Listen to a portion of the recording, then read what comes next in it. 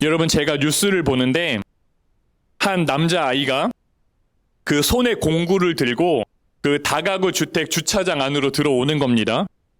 그 가져온 공구를 가지고 그 자전거 자물쇠를 끊고 훔쳐가려고 아이가 시도를 하는 거예요.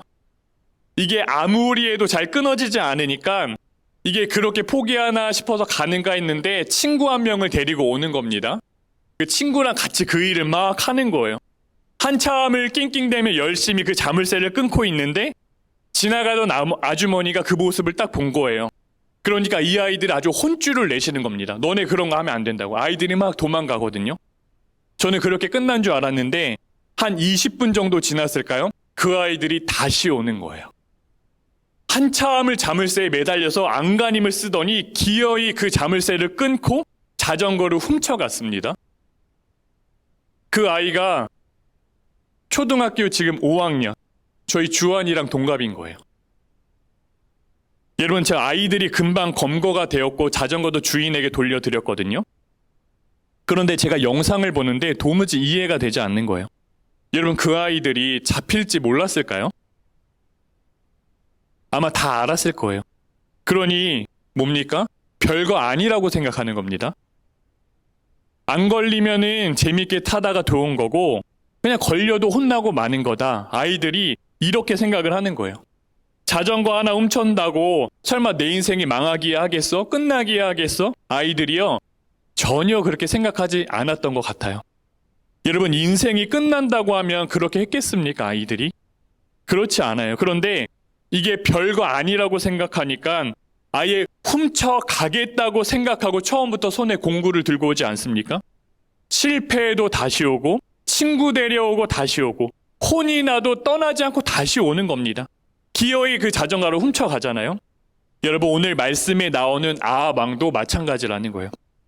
하나님 말씀 앞에서 아합은요, 별거 아니라는 생각을 하며 살았던 겁니다.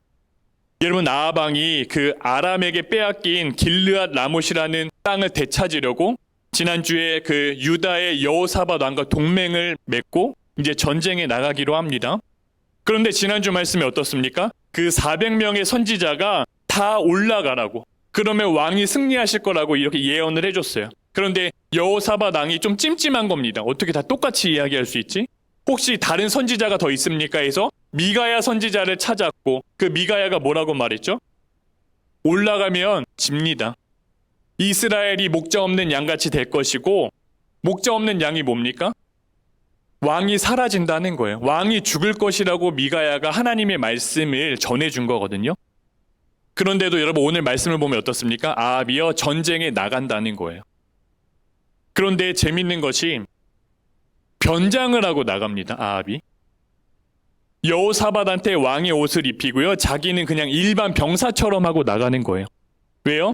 미가야가 왕이 죽을 거라고 예언하지 않았습니까? 그러니 자기 딴에는 머리를 쓴 겁니다. 왕복을 입지 않으면 나 괜찮지 않을까? 그 수많은 사람들 중에 내가 왕인지 어떻게 알아? 내가 일반 병사랑 똑같은 옷을 입고 있는데 나를 어떻게 알아내겠어? 그러니 스스로 야, 나 천재다, 천재. 이렇게 해서 나가자. 제가 말씀을 묵상하는데 정말 이 아합이라는 사람이 대단하다는 생각이 드는 겁니다. 여러분, 이 사람 정체가 뭡니까 도대체? 하나님의 말씀을 믿는 겁니까? 안 믿는 겁니까? 이게 정말 헷갈리더라고요. 나쁜 짓 할 거는 지금까지 다 해놓고 또 지난주에는 하나님 앞에서 회개하는 척 했다가 이번에는 하나님의 말씀을 완전히 무시하고 또 전쟁에 나가잖아요. 여러분, 생각해보면은 완전히 안 믿었으면은, 하나님의 말씀을 완전히 믿지 않았으면 변장했겠습니까? 그럴 이유가 없잖아요. 그런데 찜찜한 거예요. 하나님의 말씀을 듣고. 그러니 그 찜찜함 앞에서 하나님 앞에 회개하고 돌아서면 될 것인데 변장하고 그 나가는 겁니다. 전쟁터로. 하나님 앞에 무릎 꿇고 회개하는 것이 아니라 자기 방식대로 한번 또 살아보려고 그렇게 기어이 전쟁터로 나가는 거예요. 그러니 뭡니까? 끝까지 아합은요, 하나님을 믿지 않는 사람인 겁니다. 이스라엘 왕이면서도요, 하나님 말씀이 별거 아니라고 생각하며 살아간 사람인 거예요. 또 한 가지 정말 제가 이상한 부분이 무엇이냐면, 말씀을 읽는데 여호사밧 왕도 전쟁에 나갔다는 거예요. 여러분, 미가야를 불러오자고 한 사람이 누구입니까? 여호사밧 왕이거든요. 하나님의 말씀을 정확히 제대로 한번 구해보자 말한 게 여호사밧 왕이라고요. 그런데 성경을 보면은 역대하에도 여호사밧 왕은요, 괜찮은 왕으로 소개가 됩니다. 그래도 믿음이 좋았던 왕으로 소개가 돼요. 종교 개혁도 하거든요. 그런데 그런 그 사람이 전쟁을 나간다는 거예요. 여러분 왜 그럴까요? 제가 성경을 읽는데 여호사밧과 아합 왕이 서로 사돈지간입니다. 그의 아들과 아합의 딸이 결혼을 한 거예요. 또 이미 동맹을 맺었습니다. 그리고 이전에 뭡니까? 함께 전쟁에 나가자고 다 약속을 했잖아요. 그러니 자기 체면도 있는 거고요. 관계도 있는 거고요. 여러 가지 상황이 지금 여호사밧에게도 얽혀 있는 겁니다. 분명히 하나님의 말씀도 들었어요. 그런데 결국 어떻게 하는 겁니까? 설마 무슨 일 있겠어? 이거 별일 없을 거야. 그렇게 그냥 전쟁에 나가는 거라고요. 여러분 성경을 우리가 길어서 읽지 않았지만 그 전에 내용을 읽으면 무슨 내용이 있냐면요. 시리아 연합군이요. 뭐라고 군대에게 명령을 하는 줄 아십니까? 다른 거 다 필요 없어. 이스라엘 왕만 붙잡아서 잡으면 돼. 이스라엘 왕만 공격하라고 군대한테 명령을 내리거든요. 그러니까 지금 왕복을 누가 입고 있습니까? 여호사밧이 입고 있잖아요. 여호사밧이요. 그 전쟁터에서 죽을 고비를 넘깁니다. 막 소리치면서 도망친다고요. 여러분 그 믿음 좋았던 여호사밧도 하나님의 말씀을 무시하고 별일 없을 거야 하고 나갔던 전쟁에서 죽을 뻔한다고요. 여러분 아합 왕은 결국 어떻게 됩니까? 전쟁터에서 이름 모를 군사가 아무렇게나 쏜 화살에 그것도 이 갑옷의 사이를 뚫고 들어가 그 화살 맞고 죽는다고요. 고대 시리아 문서에 보면은 그 타르타르 전투인가? 그 비가 세워져 있거든요. 거기에 이스라엘 연합군이 군대가 얼마나 많았는지 시리아 그 적군의 군대가 적어놓은 게 있어요. 이스라엘 아합이요 병거가 2,000개가 넘게 있었습니다.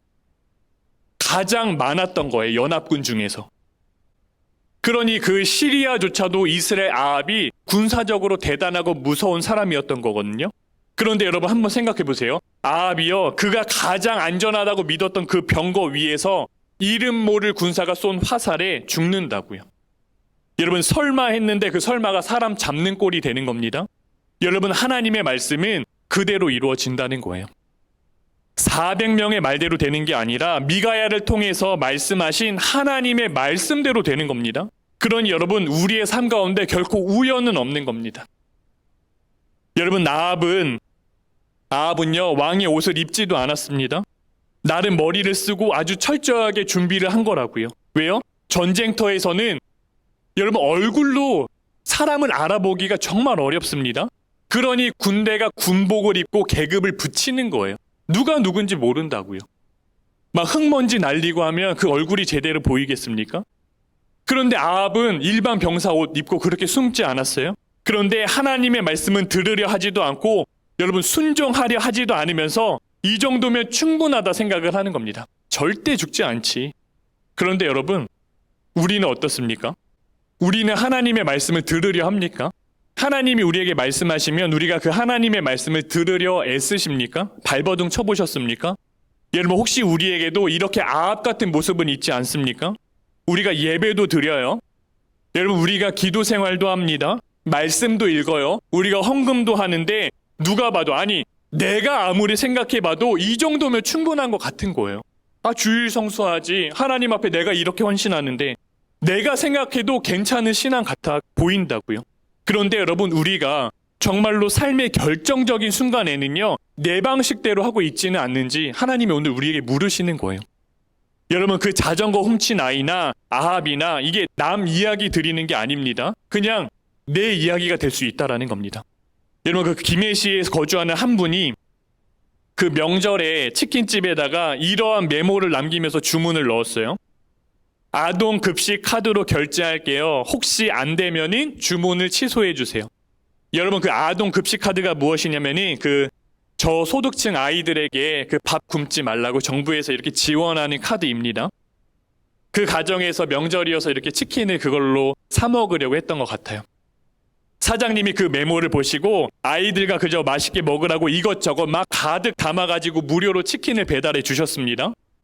그러니 이 받은 부모님이 내가 그런 의도가 아닌데 내일 당장에 가서 다시 결제하겠습니다 막 전화를 드려도 굽고 사양하시는 거예요. 그냥 맛있게만 드시라고, 아이들과 행복하시라고.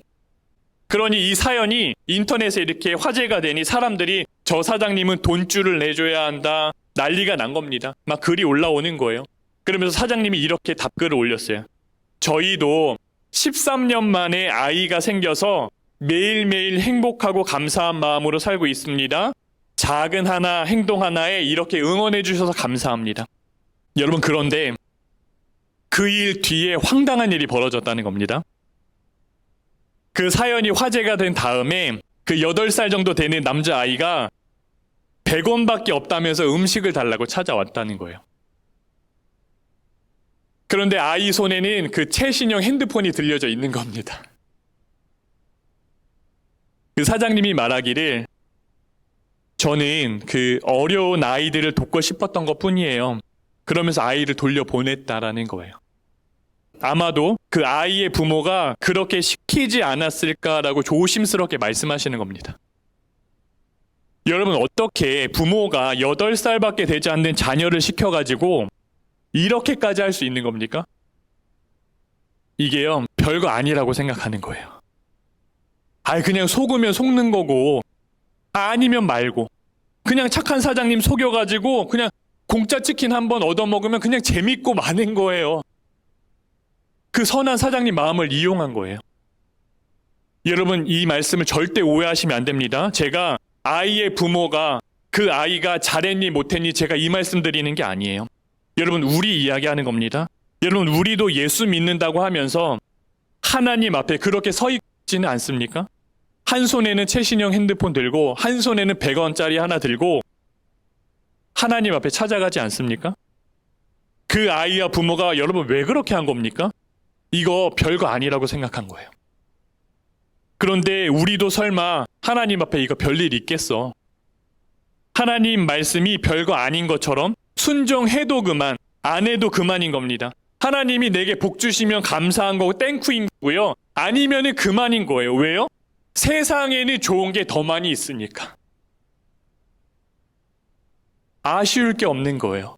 여러분, 그런데 한번 우리가 생각해 보세요. 우리가 하나님의 말씀이 별거 아니라고 생각하기 때문에 순종하지 않게 됩니다.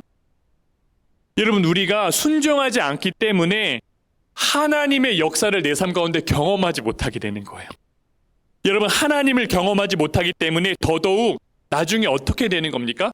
더더욱 내가 하나님은 별거 없어, 하나님 별거 아닌 것처럼 여기며 살아가게 되는 거예요. 그러니 우리가 어디로 가겠습니까? 여러분, 세상으로 나가는 겁니다. 주일에 몸은 교회에 옵니다. 그런데 우리의 마음은 이미 세상 항복판에 서 있는 거예요. 아합처럼 병거를 하나하나 모으는 겁니다. 여러분, 여호사밧처럼 관계와 체면을 붙잡고 있는 거라고요. 점점 우리의 삶 가운데 하나님의 말씀은 별거 아니라고 생각하면서 세상에 있는 것들은 내가 진짜 목숨 걸고 내 최선을 다해서 내가 잡으려고 애쓰는 겁니다. 여러분, 사람이 그렇게 된다는 거예요. 왜냐하면 하나님이 경험되어지지 않으니까. 그런데 여러분, 하나님의 말씀이 정말 별거 아닙니까? 그렇지 않다는 거예요. 하나님의 말씀이 여러분 전부인 것처럼 살아가는 부부가 있습니다. 그 동탄 우리는 교회 그 목회하시는 송주현 목사님 부부 이야기인데, 이분들이 금요기도에 이제 예배에 참여하기 전에 아이들과 저녁 먹고 대형마트 푸드코트에서 이제 피자 시켜 먹고 가려고 하는데, 그곳에 이렇게 앉아서 먹는 것도 있고 서서 먹는 것도 있지 않습니까? 한 노숙인 아버지가 그때가 11월 겨울인데 맨발로 서 계시다는 거예요. 여러분 생각해 보세요. 마트의 푸드코트에 맨발로. 행색이 남루하시고 냄새도 나고 사람들이 볼 때 이상한 겁니다. 다들 경계하시는 거예요. 그러니까 경비원분들도 이제 그분을 내보내려는 찰나에 그 송주현 목사님이 그분한테 다가가시는 겁니다. 송주현 목사님이 노숙인 분들을 아버지라고 부르세요. 참 따뜻하신 분인데, 아버지 식사하셨어요? 부산 분입니다. 여쭈어 보니 못 하셨다는 거예요. 그러니 목사님이 사모님이 얼른 그 쌀국수 하나 딱 사드리고 마트로 뛰어 들어가서 양말이랑 웅동화랑 사가지고 거기에서 신겨드렸다는 거예요. 그러면서 이렇게 말씀했다는 겁니다. 아버지, 제가 예수님 사랑 나누고 싶어서 작지만 이렇게 표현해 드립니다. 받아주셔서 감사합니다. 그리고 예배를 가셨다는 거예요. 이 이야기가 SNS에 올라와가지고 무려 330만 명이 그 글을 읽고 목사님, 사모님 그 가정을 칭찬을 하는 겁니다. 사모님이 가장 기억에 남는 댓글 중에 이러한 댓글이 있었다는 거예요. 평소에 내가 기독교를 정말 욕하고 다녔던 사람인데 이분 같은 목사님이면 내가 한번 교회는 다녀보고 싶다. 인터뷰 중에 송준현 목사님이 뭐라고 말씀하시냐면은 그리스도인에게 성공은 무엇입니까? 성경 전체를 살펴보면은 하나님 말씀에 순종하는 것이 성공이고 말씀에 불순종하는 것이 실패다라는 진리가 보이더라고요. 그래서 말씀에 대한 임상 실험을 해보자는 갈망이 일어났습니다. 하나님의 말씀을 자기의 삶 가운데 임상 실험하며 살아보고 싶다는 거예요. 목사님이 내 이웃을 내 몸과 같이 사랑하라 이 말씀을 붙잡고 그렇게 노숙인 분들을 섬기는 사역을 하시거든요. 하나님의 말씀 그대로 살아내 보신 거예요.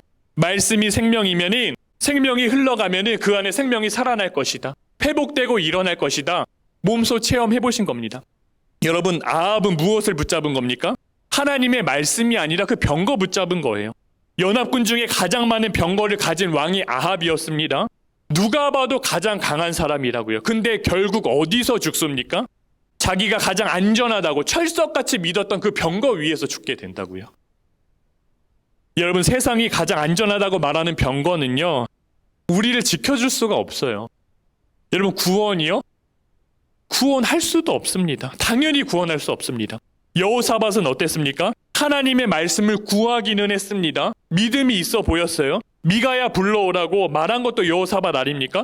그런데 결국에 붙잡은 게 무엇입니까? 사돈이라는 그 관계를 붙잡은 거고요. 동맹이라는 내가 했던 약속을 붙잡는 거고요. 이미 내가 전쟁하라고 말했잖아. 전쟁하자고 말했잖아. 그러니까 내가 뱉어놓은 말, 내 체면을 붙잡고 있는 거예요.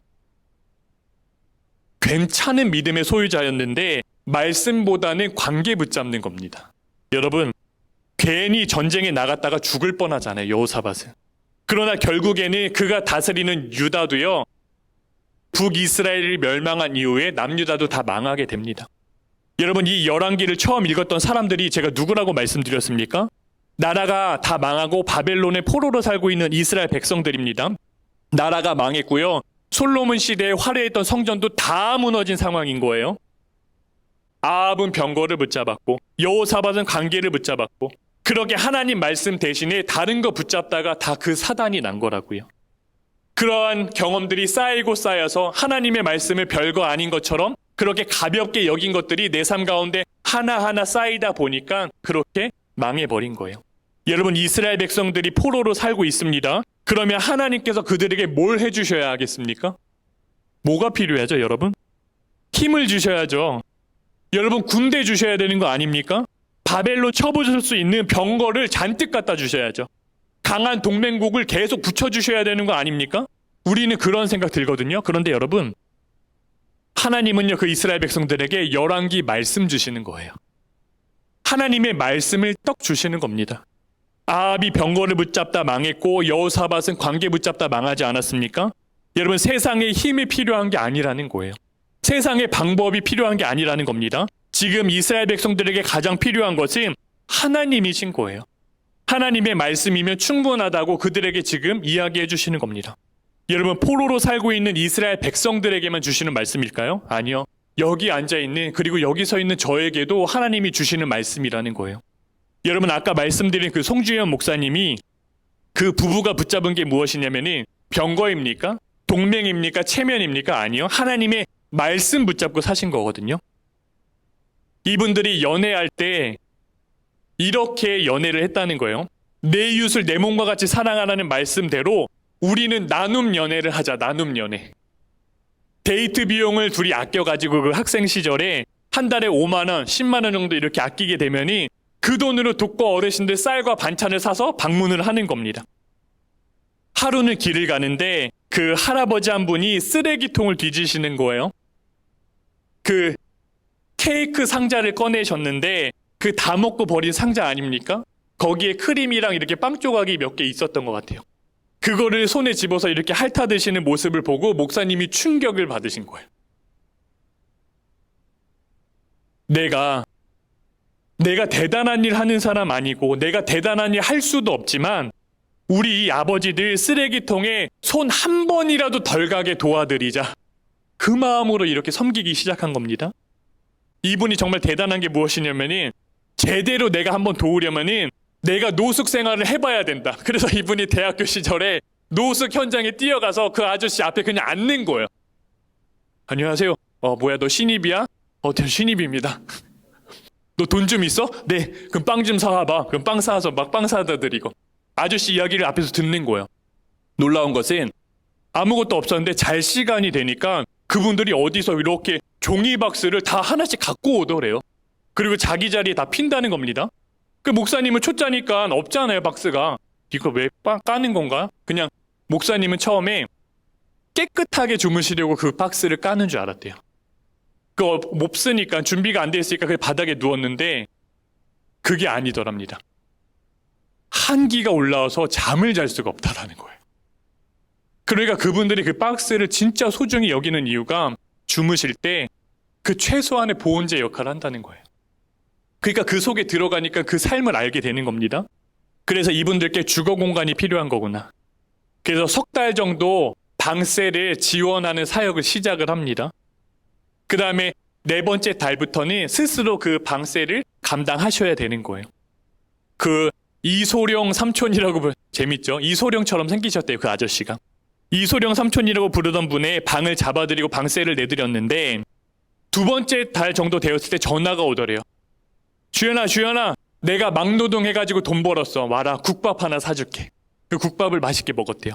3번째 달 되는 해에는 또 전화가 왔답니다. 뭐라고 말씀하시냐면 너무 기뻐하시는 목소리로 주연아, 나 내 기술을 다시 살렸어. 내 기술 다시 살렸어. 연락 주셨다는 거예요. 찾아가 봤더니 중국집의 주방장이 되어 계시더래요. 짜장면과 짬뽕을 맛있게 끓여가지고 주연이 먹으라고, 목사님. 여러분, 노숙인 사역뿐만 하는 게 아니에요. 목사님 간증을 듣는데 정말 삶 자체가 말씀 따라 사시는 분이더라고요. 이분이 처음에 이제 대학 졸업하면서 미션 스쿨의 종교 교사로 이렇게 취업을 하게 됩니다. 생애 처음으로 월급이라는 걸 받아봤다는 거예요. 260만 원. 그러면서 하시는 말씀이 이분 표현이 너무 재밌어요. 성경에는요, 여러분, 보지 말아야 할 성경 구절들이 있다는 겁니다. 보지 말아야 할 성경들이 있대요. 그러면서 뭐라고 말씀하시냐면은 첫소산을 하나님께 드려라. 그러면서 막 괴로워하셨다는 거예요. 이거 아닐 거야. 이 성경 구절 안 본 눈을 막 산다고 막 찾아다니고 막. 그런데 그때 그 사모님과 교제를 하고 계셨는데 이거는 확인이 필요하다. 그 아내 사모님 여자친구에게 가서 말했대요. 내가 이런 말씀 읽었는데 나 어떻게 해야 되지? 이렇게 말씀하시더랍니다. 오빠, 하나님과 약속했으면 지켜야지. 목사님이 이 자기 돈 아니라고 막 저렇게 쉽게 얘기한다. 그렇게 유쾌하시면서 서로 순종하면서 그렇게 하셨다는 거예요. 그런데 이분이 첫 열매를 정말 특별하게 드리고 싶었다는 겁니다. 성경에 보면은 짐승으로 제사 드리지 않습니까? 염소를 사자, 염소. 이분이 대학교 공부할 때 우간다에서 유학 온 누나와 친하게 지냈는데 우간다에다가 염소를 보내기로 하는 겁니다. 염소 200마리를. 자기가 돈이 부족하니 도와달라고 SNS에 올렸어요. 그렇게 모금이 800만 원이 되는 겁니다. 우간다에다가 염소 200마리를 보냈어요. 그런데 이 소식이 우간다 국영 소식에 뉴스에 방영이 된 겁니다. 예수 믿는 사람이 우간다, 우리 어려운 나라를 위해서 염소 200마리를 보냈다고. 여러분, 여기서 끝이 아닙니다. 목사님, 사모님 결혼하실 때는 그때 이 성경 구절을 봤다는 거예요. 잔치를 베풀거든 소외된 이웃을 초청하라. 그대로 순종하시는 겁니다. 6, 7년 동안 그 독거 어르신들 섬기지 않습니까? 20명 넘게, 그리고 노숙인 어르신들, 그 아버지들을 결혼식장에 초대하시는 거예요. 축가는 없었대요. 축사만 있는데 그 축사를 다 누가 해주셨냐면은 그 독거 어르신들이 다 영상을 찍어가지고 행복하라고. 예수님, 이 아이들은 축복해 주셔야 된다고. 다 그렇게 하시는 거예요. 그 영상을 보는데 하나같이 너무 행복해 하시고 너무 감사한 겁니다.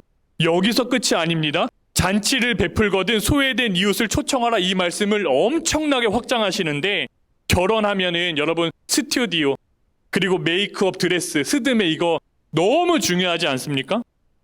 이 비용을 다 빼는 거예요.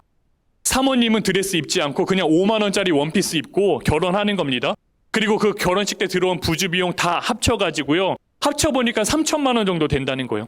그 돈으로 우간다에다가 학교를 세우는 겁니다. 아예 아프리카 소외된 이웃을 찾아가 버리는 거예요. 학교가 세워지고 지금 10년째 됐는데 매년 200명 이상의 아이들이 거기서 공부를 한다는 겁니다. 목사님, 사모님이 그 5만 원짜리 그 원피스 드레스처럼 생긴 거 입고 그 아이들 수십 명과 그 얼굴 까만 아이들과 함께 그 앞에서 사진을 탁 찍는데 그냥 그 모습이 마치 천국 같은 거예요. 천국. 신학 공부 마치고 목사가 돼서 이제 동탄에다 개척을 했거든요. 종잣돈 1,000만 원이 딱 겨우 힘들게 모였습니다. 그런데 이걸로 상가 보증금 내고 예배 공간 마련하고 계획하려고 했는데 또 성경을 또 읽는데 여러분 성경 너무 잘 읽으셔야 됩니다. 너희는 먼저 그의 나라와 그의 의를 구하라. 그 말씀을 보게 되는 거예요. 하나님이 이 돈을 먼저 하나님의 나라를 위해 쓰라는 겁니다. 그 마음을 주시더래요. 그러니 우리는 교회 공간을 위해 쓰는 게 아니라 하나님 나라의 공간을 위해 먼저 쓰라는 마음을 받으신 겁니다. 그렇게 필리핀 선교지에 또 학교를 짓는 일에 다 보내드리는 거예요. 그러니 이제 교회 어떡합니까? 이 발등에 불 떨어진 거라고요. 당장에 예배 드려야 되는데. 그런데 사모님이 우연치 않게 그 상가에 붙어있는 현수막을 보는 겁니다. 교회 행사 대관해 드립니다. 거기에 연락을 해보니까 그 건물주 사장님이 집사님이셨대요. 우리 상가에서 교회가 세워지면 너무 좋겠다고 기도하고 계셨다는 겁니다. 그런데 보증금이 턱없이 부족한 거예요. 괜찮다고 들어오시라고. 그렇게 교회가 시작이 되는 겁니다. 나중에는요, 이 집사님, 건물주 집사님이 기도하시는데 나도 하나님 나라를 위해서 무언가 해야 된다고 월세를 받지 않으시겠다는 거예요. 고군분투하며 하나님 말씀에 순종하는 목사님과 교회 위에 여러분 하나님이 놀랍게 역사하시는 거예요. 여러분 그런데 오늘 말씀 듣고 오해하시면 안 돼요.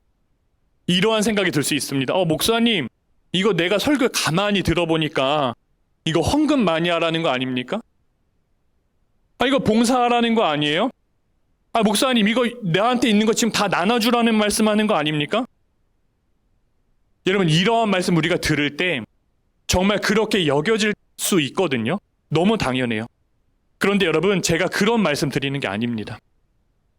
정말 우리가 하나님 말씀대로 살아보자는 거예요. 말씀 앞에 우리가 설마라는 그 마음을 다 내려놓고 아멘으로 순종하며 나가보는 겁니다. 그러면 진짜 하나님이 우리의 삶 가운데 경험하게 되는 거예요. 저 사람 이야기가 되는 게 아니라 남 이야기가 되는 게 아니라 성경의 누구의 이야기가 되는 게 아니라 여러분 내 이야기 되는 겁니다. 여러분 그제야 하나님이 나의 하나님이 되시는 거예요. 여러분 그 인터뷰하는 과정에 송지은 씨가 뭐라고 말씀을 하냐면은 그 목사님 부부를 보면서 이렇게 말하는 겁니다. 왜 유독 하나님이 이 부부에게 많이 말씀하실까 생각을 해봤는데 다른 사람들은 하나님이 말씀하셔도 듣지 않잖아요. 근데 이 부부는 하나님과의 대화가 통하는 부부라고 느껴진다는 거예요. 내 얘기를 듣고 있구나. 나랑 대화를 하고 있구나. 하나님이 그렇게 여기시니까 더 말씀하시고 더 이야기하시고 더 사랑을 나누신다는 겁니다. 여러분 아합에게도 하나님이 말씀하셨거든요. 미가야 보내주지 않았습니까? 21장에 아합이 어떻게 하죠? 잠깐 회개하는 모습을 보인다고요. 3년이나 하나님이 그래서 쭉 기다려주지 않습니까? 그런데 미가야를 통해서 마지막까지도 하나님이 그에게 기회를 주신다고요. 하나님이 끝까지 기다려주시는 분이시라는 거예요. 그런데 아합은요 여러분 끝까지 그 말씀에 응답하지 않는 거예요. 변장하고 나가잖아요. 이러면 되겠지. 이거면 되는 거 아니야? 설마. 그렇게 자기 뜻대로 별거 아니라 여기면 나아갈 때 결국 그 인생이 어떻게 끝납니까? 비참한 최후를 맞게 되지 않습니까? 여러분 송주현 목사님 부부는 달랐잖아요. 말씀에 응답하고 순종하시잖아요. 그랬더니 목사님 부부에게 하나님이 더 말씀하시는 겁니다. 이건 어때? 이건 어때? 이 어르신들 어떠니? 저 아프리카 땅의 이 아이들 어떠니? 다 받아내시는 거예요. 그러니 여러분 뭡니까? 하나님의 말씀이 별거 아닌 게 아니라 말씀에 우리가 순종할 때 하나님이 역사하신다는 거예요. 말씀에 우리가 붙잡을 때 이 세상의 병거가 결코 줄 수 없는 은혜를 하나님을 통해서 받게 된다는 겁니다. 여러분 우리가 왜 그토록 세상의 말에 휘둘려 살아갑니까? 우리 인생 가운데 교회는 다니지만 진짜 하나님을 그렇게 경험해보지 못했기 때문이에요. 능력의 하나님, 위로의 하나님, 사랑의 하나님, 생명의 하나님, 이 하나님을 내 삶 가운데는 잘 경험이 되어지지 않는 겁니다. 월요일부터 우리가 전쟁 속에 살아가지 않습니까? 세상 가운데. 철저하게 세상의 논리대로 굴러간다고요, 이 땅들은. 예수 믿는 우리도 그러니 예외가 아닌 겁니다. 그러니 여러분, 우리가 일주일 6일 동안 세상 가운데 우리가 세상의 논리대로 살아가다가 세상 말대로 살아가다가 하루 주일에 와서 우리가 하나님 말씀대로 우리가 이게 순종해보려고 하니 그 발걸음이 떨어지겠습니까? 절대 안 돼. 힘들다고요. 두렵고 안 됩니다. 어려워요. 그러니 여러분, 아합도 병거를 의지하고 자기 생각만 하는 겁니다. 아합이 바보가 아니에요. 그 시대의 왕은 엄청난 교육을 받는 사람들입니다. 그렇게 신앙과 믿음이 좋아 보였던 여호사밧도 관계 때문에, 자기 삶의 형편 때문에, 자기가 말한 체면 때문에 하나님을 온전히 따르지는 못하지 않습니까? 여러분, 이스라엘 왕들도 그랬는데 하물며 우리는요, 우리도 흔들리는 게 당연하다는 거예요. 예수 믿는다고, 교회에 나온다고 여러분 우리가 막 단번에 순종의 사람, 믿음의 사람 되는 거 아닙니다.